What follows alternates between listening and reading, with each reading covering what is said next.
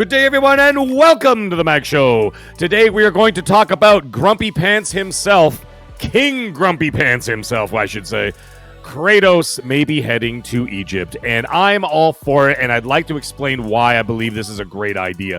Now, first and foremost, there were some teases here and there. They talked about it, how it was between Norse mythology and Egyptian mythology, and Norse won by a hair. And then they didn't want to commit to 3 games because they didn't want to take 15 years to do it. I understand.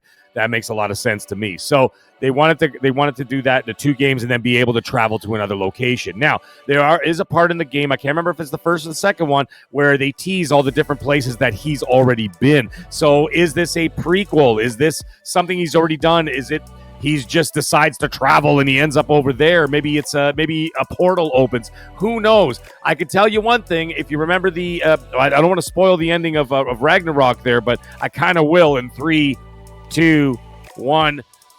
Atreus is no longer part of the picture as he's basically off doing his own thing now, and so now Kratos is on his own, King Kratos, as it were. So now let's get into the idea of Egypt.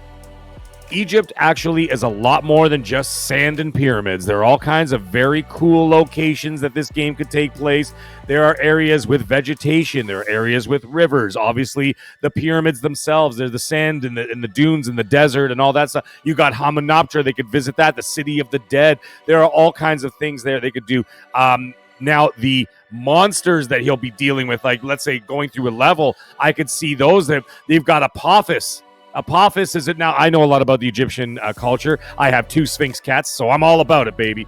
Apophis is like a giant serpent that sort of stands up like a human and kind of has arms. So that could be something like almost like a Medusa type of creature. He'll be fighting some of those Babis. Those are baboon warriors that have like these big axes. You've got the Griffin, of course, and not Peter Griffin, the actual Griffin. Okay, that you got the Griffin there. You've got the Sphinx. The Sphinx is going to be standing in his way, telling riddles. Who the heck knows? I think that's a great. How funny would that be? He's trying to tell riddles and Kratos is like got no patience. He's like, out of the way, Sphinx. I have no time for your riddles. So, that could be a situation, too. There's Uraeus. That's another standing cobra. You've got mummies. You've got Set. Set. It's spelled Seth, but it's Set. And what those are, those creatures that look like Anubis with the heads and on the 2 hind legs. They kind of look like 2-legged dogs. They've got those in there. Now, that's just the enemies that he could just face, like just going through a level. That's already exciting enough and very, very diverse in terms of the creature designs and all kinds of coolness and the variety of the enemies that you'll be facing. That's just them. Now imagine we get into the gods, because the Egyptian gods are fantastic. I mentioned Set before, spelled S-E-T-H, Seth. You've got that. Now Set is actually the god of war and chaos. So I have a distinct feeling that Set would be the kind of person that Kratos would probably either get along with or not get along with. So maybe that's the protagonist in there. Maybe they follow the idea that the big god, which would be Amun-Ra, the sun god, maybe that's sort of like the looming sort of danger in the situation, kind of like how Odin was in the other 2 God of Wars, where he really didn't have a presence. Him and Thor were sort of there, but they were just sort of like a looming danger, and then they showed up in the second one properly. I could see Amun-Ra being maybe like the looming danger there, and then Set would be the actual protagonist in the first game.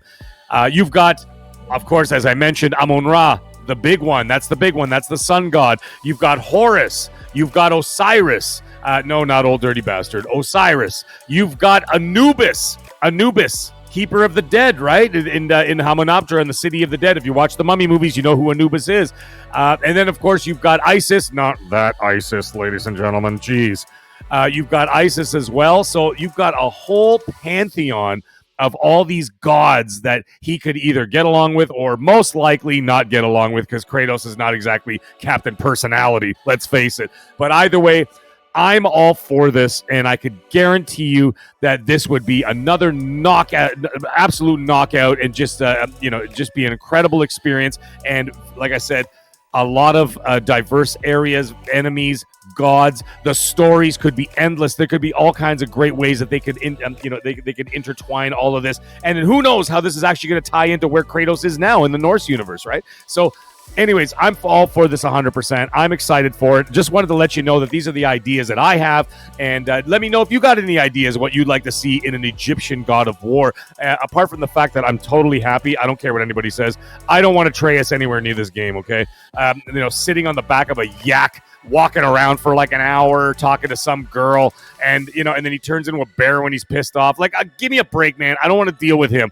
Give me Kratos. He's the god of war. That's what I want to deal with. Either way, this is just a short video just letting you know what's happening. Just wanted to give my thoughts and opinions about what I think would be great for that, and giving you a tiny bit of Egyptian lore just to give you an idea of what Kratos could be facing in the near future. But either way, I'm excited. You should be excited too. Everybody, have yourself a great day and stay magnificent. Stop.